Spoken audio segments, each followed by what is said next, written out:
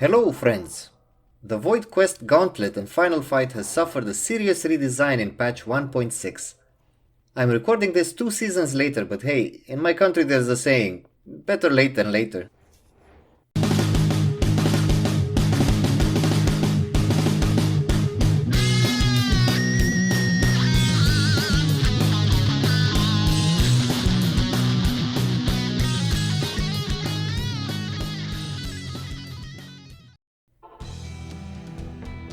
The old Black Abyss is reachable from the Cathedral of Vanity as it was before, but is now split into different instances separated from each other by portals. The Black Abyss itself is a vestibule area with no lockout. Each subsequent plane of sin has an individual 3-minute lockout, while the final arena has an 8-minute lockout. You have to be careful where you place your town portals and why on your journey to the Void. The first part, if you will, consists in collecting the same 7 reagents from the 7 deadly sin bosses and combining them to create the Ring of Virtue, which unlocks an ability that triggers the final fight.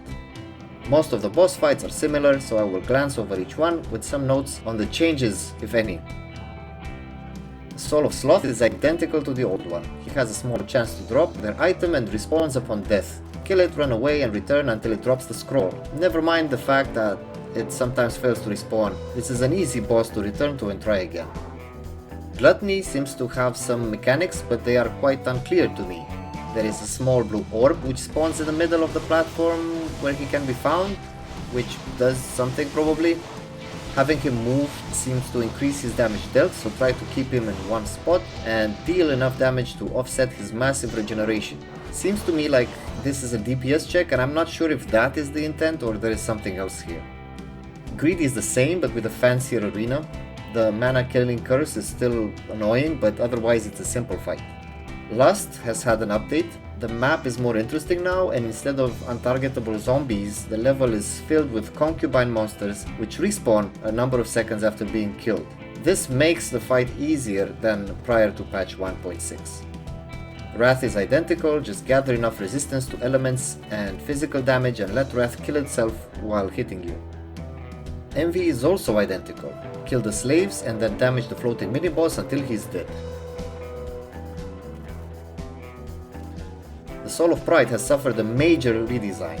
High lightning resistances and absorption combined with a large health pool and physical damage resistance is crucial. This will not be a fair fight.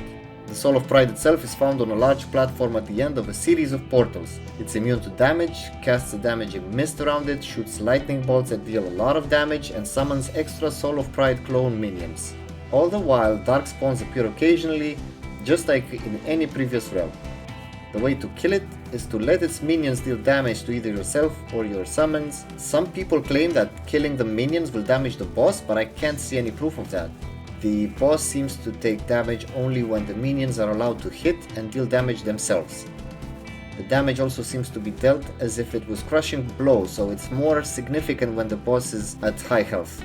Killing the minions is also important, as they are deadly if they are allowed to gather in large numbers. Additionally, Darkspawn need to be cleared from time to time, as their damage does not translate to boss damage in any way and they're just a danger to the player.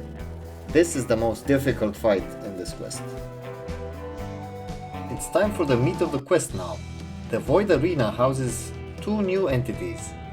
The Ring of Virtue grants the Scream of Tragul ability, which cast next to the center pillar will summon Inarius and Lilith. Inarius is our target.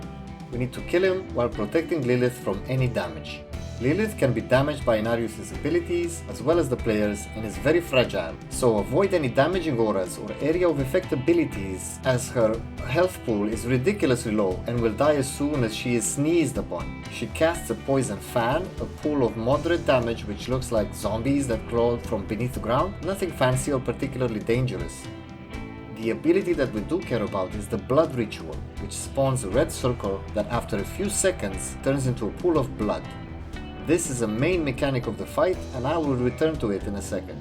Inarius is immune to all damage and will engage the player in melee if he can. If not, he will chase Lilith, so try to keep Inarius distracted.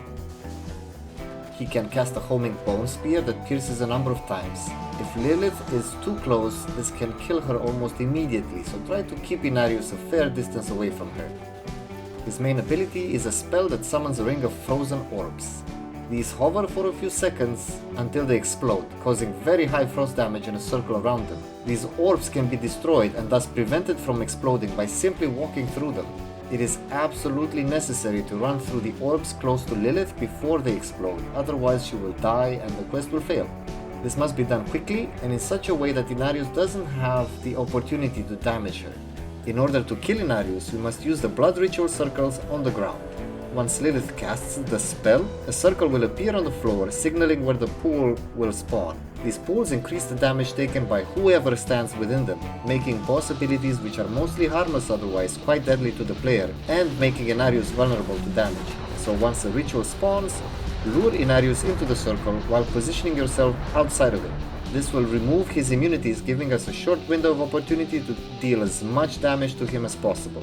At this stage of the game, 3 to 5 rituals should be enough to take Inarius down. Once he's dead, feel free to finish Lilith off and gather your prize. The Book of Kalam charm, aside from being renamed, is identical to its previous counterpart, with the note that it comes fully upgraded when it drops, and you don't need to kill both bosses within a time frame like in the old fight or anything like that. Another small change is that the teleport spell granted by the charm is now made cheaper in mana cost with additional skill levels. In short, distract Inarius, walk through the frozen orbs close to Lilith, and kite Inarius into the blood rituals in order to damage him. The changes, in my opinion, made the fight more active and much quicker, and it's no longer necessary to wait and twiddle your thumbs for 20 minutes to get the charm. I like this change. Also, if Lilith dies, or you die, or if the quest is failed in any other way, it's easy to restart the game and get back inside to try again. I wish you all good luck and happy 2021.